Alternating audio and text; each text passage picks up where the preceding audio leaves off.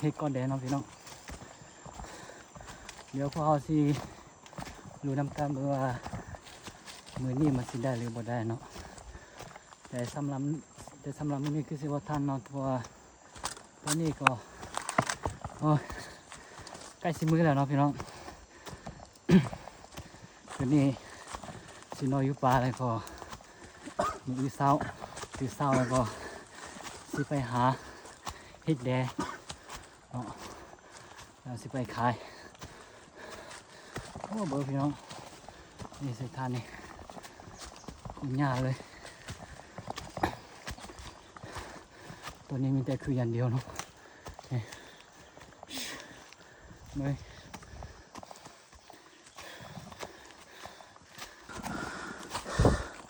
อันนี้ก็คือน้องทรายเนาะทุกคนวันนี้ให้น้องทรายเราพาไปเนาะเพราะว่าห้องก่อนด้นมาถึงนี่เราโอ้โหเนาะว่าบ่เฮ็ดเอาส่วนแล้วนะหรือบ่ได้เนาะฉะนั้นมื้อนี้ให้น้องทรายเรานำพาโอ้ยอีโดนพี่เนาะ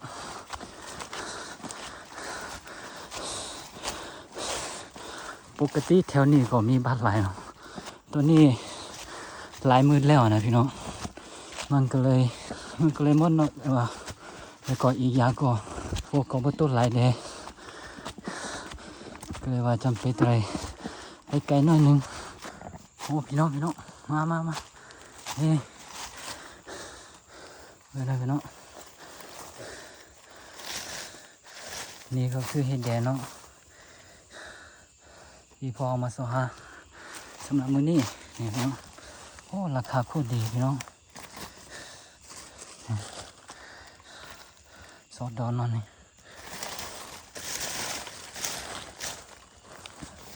เห็ดน้อยนี่คือว่า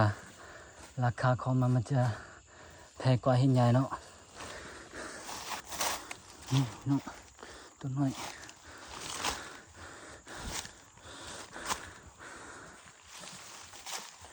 นี่มีผลซ้อมหมดแล้วพี่น้อง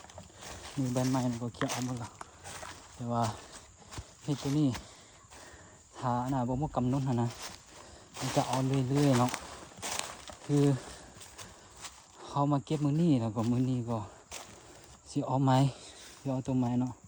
ก็เลยว่าหา7 มื้อนี่ได้7 มื้อเนาะเฮ็ดตัวนี้ส่วนไหลมันจะเอาบอกเก่าเนาะพี่น้องโอ้มันคิดว่าเห็นนี่ถ้าบ่เอาเข้าเบิดดีๆมาจันเบิดบ่อ่อนเนาะโอ้นี่สิโอ้ราคาดีเลยพี่น้อง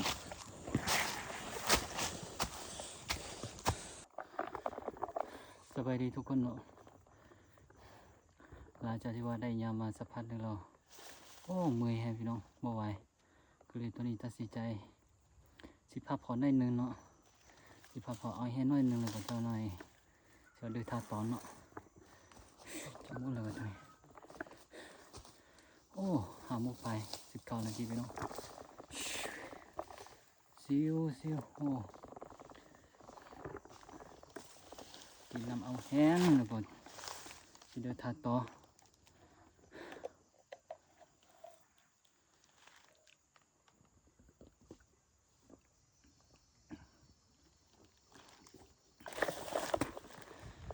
โอเคพี่น้องตอนนี้ก็สิเดี๋ยวท่าต่อแล้วเนาะโอ้ค่อยไป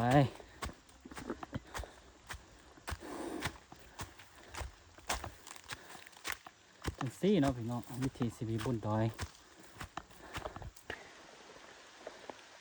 ตัวนี้ก็ตัวแปรเนาะพี่น้องคือสิแม่เขาตัวแปรเนาะถ้าพี่ก็ขอโทษขออภัยเนาะโอ้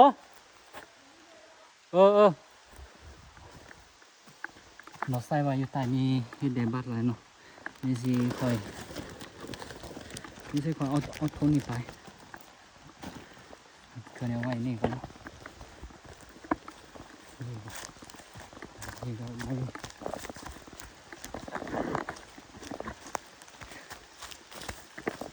ยาจิว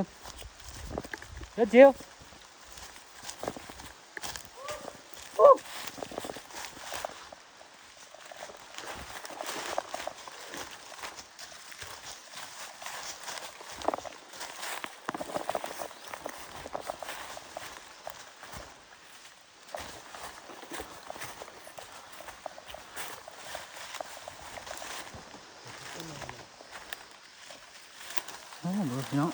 นี่นี่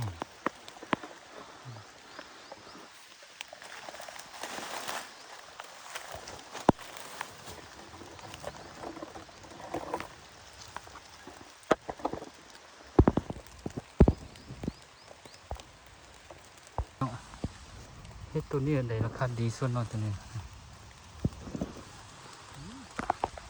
ไอ้ขอสิเก็บให้เบิ่งเนาะอืมนี่พี่น้องโอ้น้ำหนักก็ถือว่าดีเนาะหนักผมก็เลยโอ้ย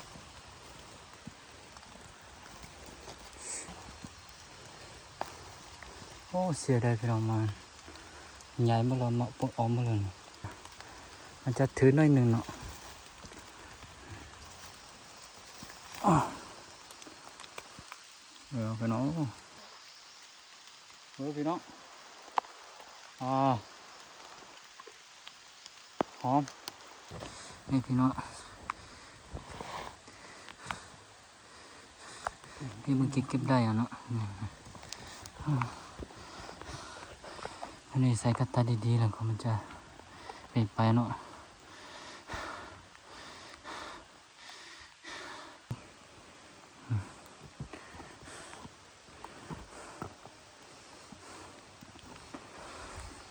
โอ้ตัวนี้ก็อยู่ภูพี่น้อง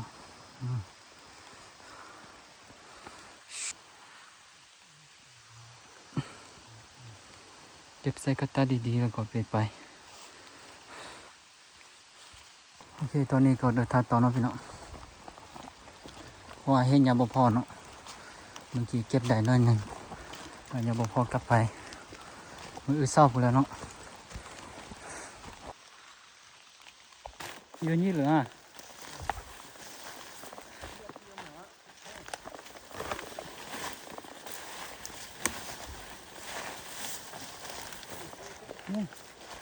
อ๋อ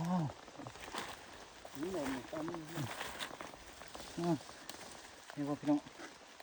นี่ตัวเด่นสีแดงตัวนี้ไม่เห็ดเลยพี่น้องอ๋อมันจะกินอะไรเนาะ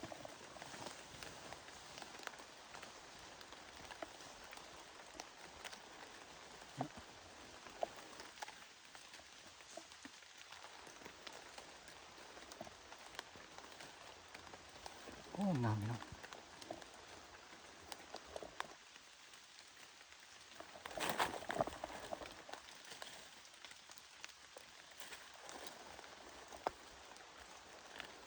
ยาบูฮู้จะนอนแต่ว่ามือนี้เก็บได้หลายนะก็ว่าเจอก็สิกลับมือนี้เนาะถ้าว่ามือนี้เก็บบ่ได้ก็มือหาเพื่ออีแล้วก็สิกลับไปเนาะเนี่ยพี่น้องนี่ก็ให้ม่อน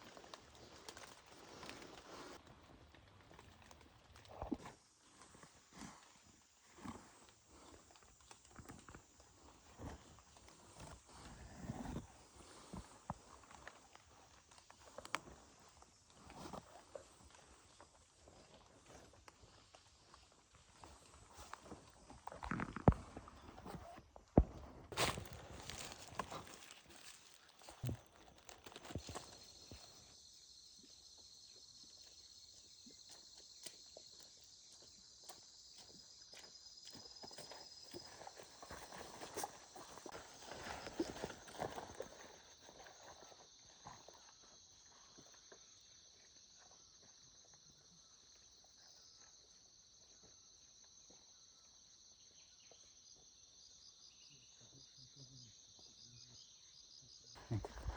ตัวนี้รถจักรรถไหนมาได้นะตัวนี้แต่ว่าเส้นทางตัวนี้โมแมนเส้นทางน่ะไทยบ้านค่อยเนาะนี่ไทยบ้านเขาเจ้าแปลทางเพื่อมาเลี้ยงงัวอยู่นี่เนาะ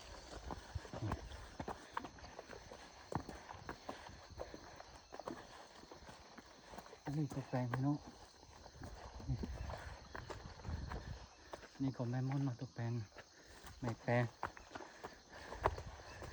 เดี๋ยวบ่ถือก็ขอไปนำเด้อ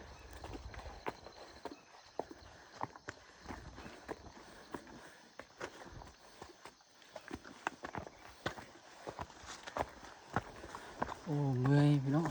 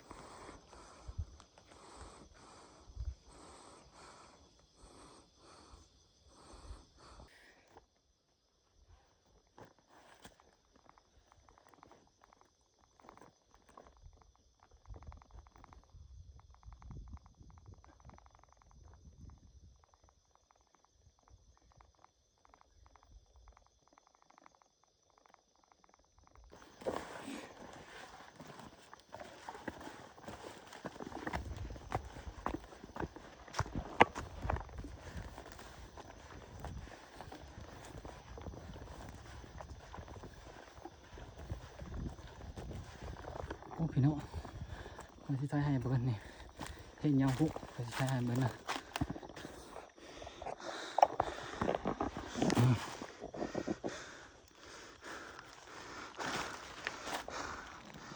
คือสิกินบ่ได้พี่น้องตัวนี้นะแต่ว่าเขาก็ไม่แน่ใจว่าคนอื่นมาสิกินได้หรือบ่เนาะนี่โอ้มีบาดอะไรแต่ว่าคนไทยบ้านนอนคือสิบ่กินหรอกตัวนี้เนาะนี่ก็ลมหัวเพื่อน่ะการตุงไว้ตุกควายเนาะพี่น้องบ่ให้มากลับบ้านนะเป็นอย่างนี้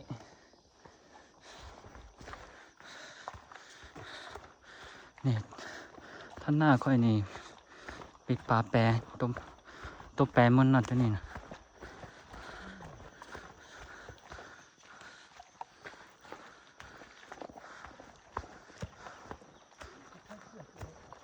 เชี่ยทำยังไงโอ้หนอใส่ว่ามือซื้อแล้วตอนเรามาเก็ตให้อยู่นี่นะเฮตัวฟ้ามันแลอยู่นี่เนาะนี่หนอใส่ว่านี่ตัวนี้ตัวแปรม้วนนอนตัวนี้นะประมาณนี้แหละพี่น้องเอ้ยธรรมชาติบ้านเฮาโชอยากให้ทุกคนรักษาอยากให้ทุกคนช่วยกับปัญหาสาเนาะพี่น้องเพื่อลูกเพื่อหลานของเขานี่โอ้งามพี่น้องเดี๋ยวจะหน่อยพวกข่อย2 คนก็สิได้ข้ามไปฟันนั่นเนาะพี่น้องเฮ้บ่เฮ้ภูใหญ่ๆตัวนั้นบ่ข้ามไปฟันนั่นเพื่อไปเก็บเห็ดอยู่หั่นเนาะว่าแถวนี้ก็มีอยู่แต่ว่ามีคนมาเก็บหลายอันนะพี่น้องก็เลยว่าเขาจะเก็บหมดเนาะเพราะฉะนั้นจำเป็นเฮาตอนได้ข้ามไปฟันน่ะก็เลยว่ามื้อนี้เนาะกลับบ้านบ่ทันเนาะมื้อเช้าพุ่นบ่แม่นมื้อเช้าเนาะมื้อตอนแรกพุ่นโอ้มาหออยู่ดีแล้วหายเมื่อยเลยพี่น้องเย็นก็ซึ้งใจสบายเนาะมาหออยู่นี่แล้วอากาศก็เย็นสบาย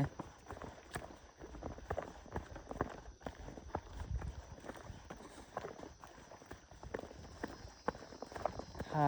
เอฟซีเรือพี่น้องมีโอกาสก็อยากให้มาเที่ยวอยู่นี่เนาะว่าโอ้งามเฮ็ดพี่น้อง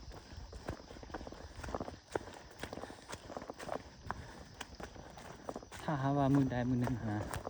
มีคนมาทำลายหรือว่ามาตัดมาตาใหม่อยู่ป่าอยู่นี่นะคอยคือสีเสียดายให้พี่น้องอยากให้ทุกคนซื้อการรักษาเนาะตัวนี้มันไม่ได้มีทุบบอลมันจะมีแต่น้อยเดียวซื่อๆเพราะฉะนั้นอยากให้ทุกคนอาศัยช่วยกันก็อย่าให้การนอนทับประจำเป็นแน่นะก็อย่าให้การซัดไส้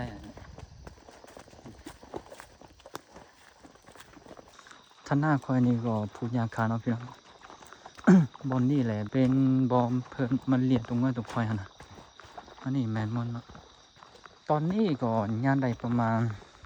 คิดว่ายานได้ประมาณ3 ชั่วโมงไปพี่น้องตั้งแต่ห้วยน้ำคือมาฮออยู่นี่เนาะ3 ชั่วโมงไปโอ้บ่แม่นง่ายโอเคพี่น้อง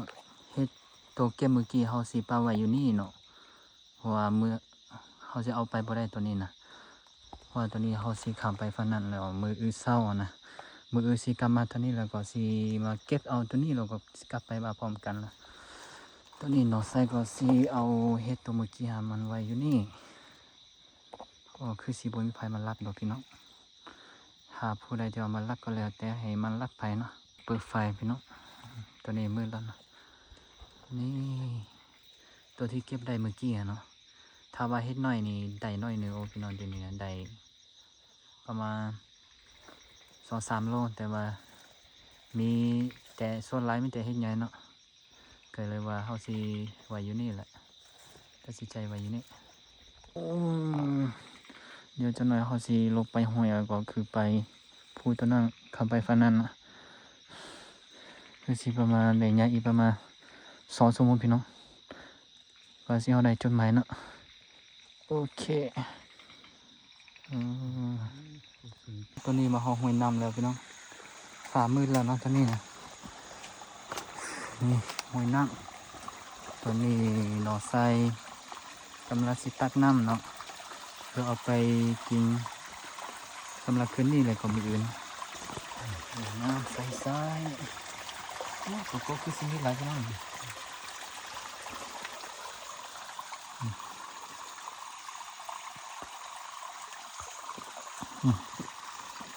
โอ้ยเย็นเย็น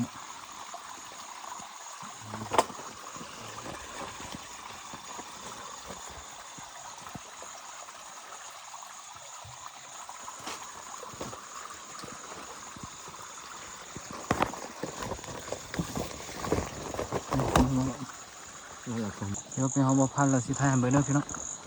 โอ้วันนี้คนยะสิทาคนยะเนาะไทยบ่ได้ไงเบอร์พี่น้องอันนี้ไทยบาอื่นเนาะก็เจ้ามาเกมเพชรตอนกลางคืนพี่น้องเบอร์เอาเนี่ยโอ้ยคือสิบดเรือแล้วพี่น้องเอ้ย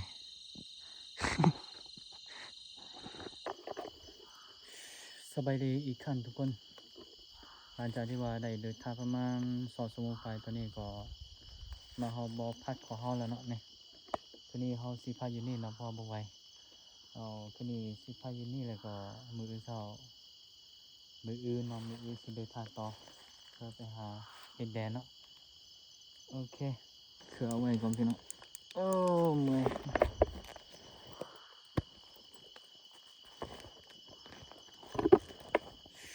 นี่เฮาสินอนอยู่นี่ตัวนี้ข่อยสิอะไรทำอีกเนาะข่อยสิดับไฟก่อนกองไฟก่อนเนาะตัวนี้หนอใส่เข้าไปหาเห็ดนะอย่าบอกกล้ามาเด้อถ้าจะหน่อย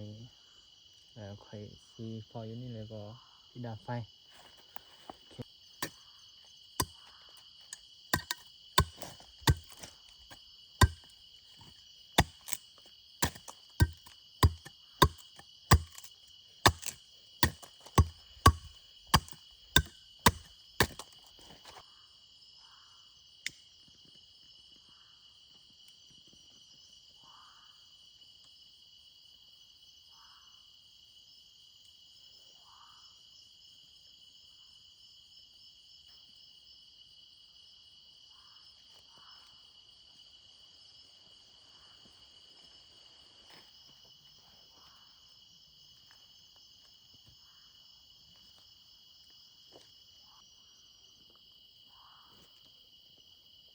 โอเคทุกคน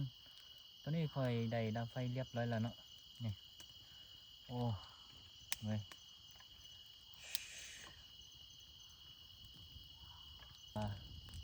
โฟมมันสิตกหรือบ่เนาะเพราะฉะนั้นเราต้องกองไว้หลาย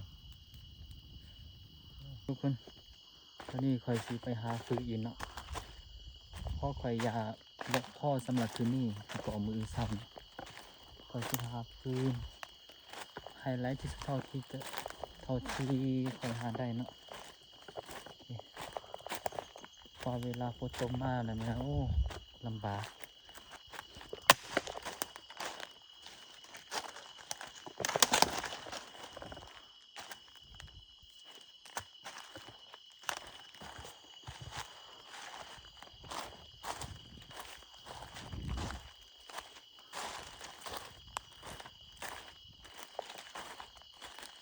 เวลาอยู่ฟ้าค่ะบ่มีฟืนโอ้ลำบากเลยพี่น้อง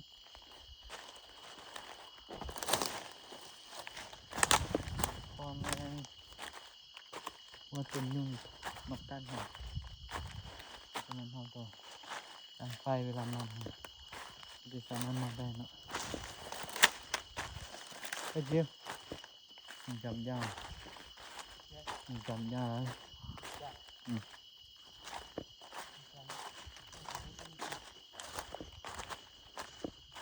โอ้แถวนี้บ่มี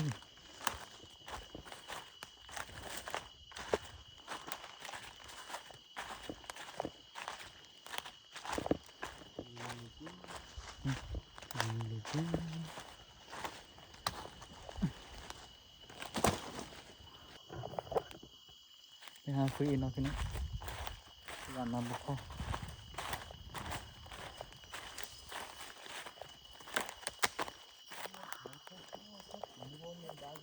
นี่ก็ได้ฮะ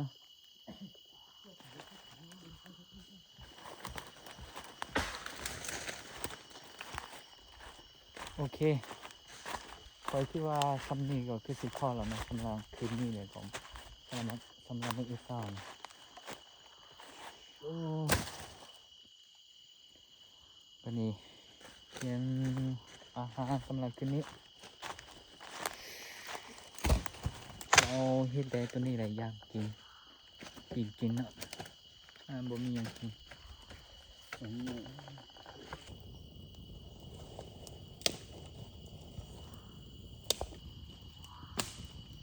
นี่พี่น้องตัวนี้เมื่อกี้เก็บตาทางมาเนี่ยตัวนี้นอใส่เขากำลังเก็บเขากระตาให้มันดีๆแล้วเพื่อบ่ให้มันหันเนาะมันแตกแล้วก็เอาใบไม้ห่อไว้ในนี้ดีๆแล้วก็ดีๆเพราะว่ามันหันแล้วนะราคามันจะถือเนาะโอเคเพราะฉะนั้นเราตอนนี้ระวังดีๆเอาดีบ่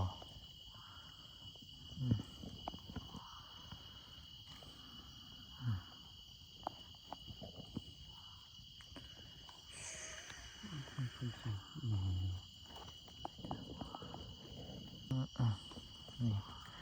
กอไฟเขาก็อยู่นะเดี๋ยวเขาสีนอนอยู่นี่แหละทีนี้นะบนไหนนอนไรนอนไปนอนแป๊บเดียวโอ้ตอนนี้หิวข้าวโอเคทุกคนตอนนี้เนาะตัวนี้คอยจะเอาเห็ดตัวนี้ไปปีนเพื่อไปอาหารสำหรับคืนนี้เนาะ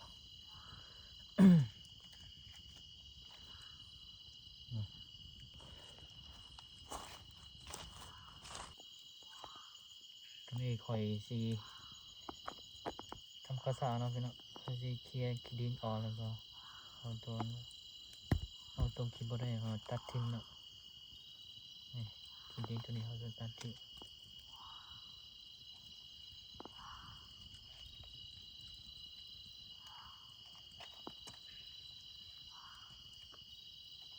รับปลาอย่างไรล่ะ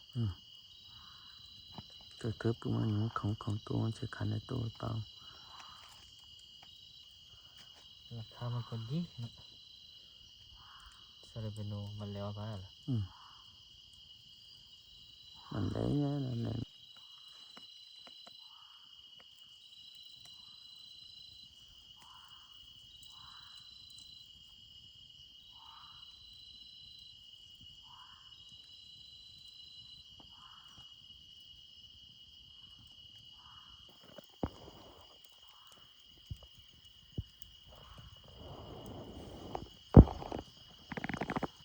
สบายดีพี่น้องตอนนี้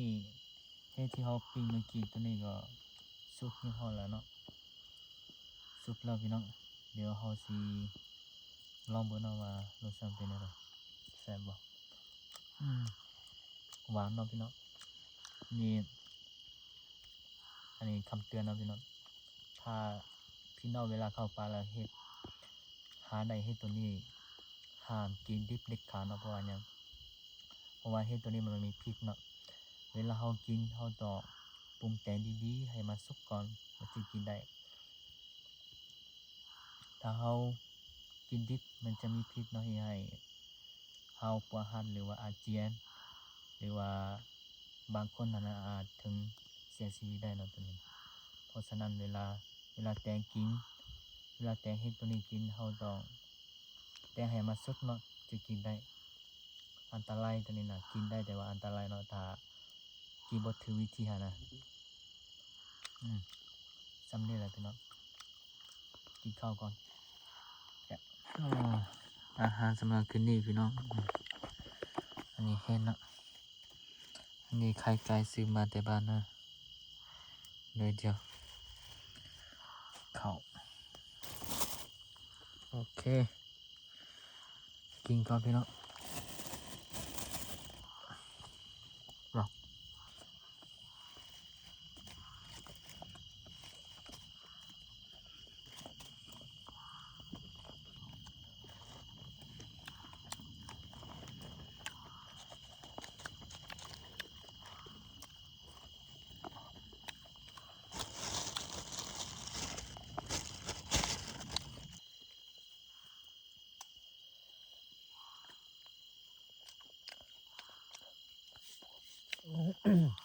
อิ่มแล้วพี่น้องตอนนี้แซ่บ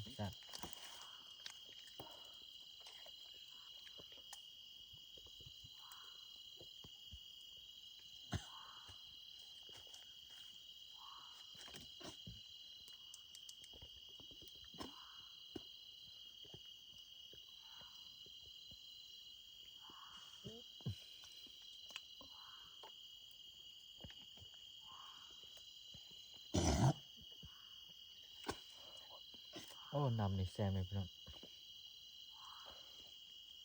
ตัวเฮาตามเมื่อกี้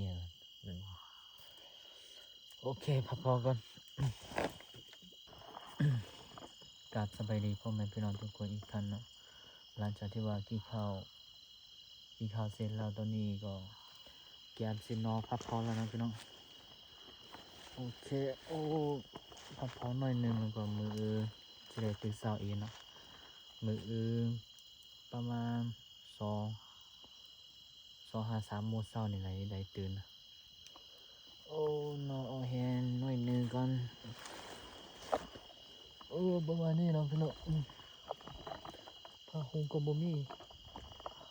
แต่ห่อใบไม้นี่ก็มาอยู่นี่เลยโอเคโปรแกรมมือเช้า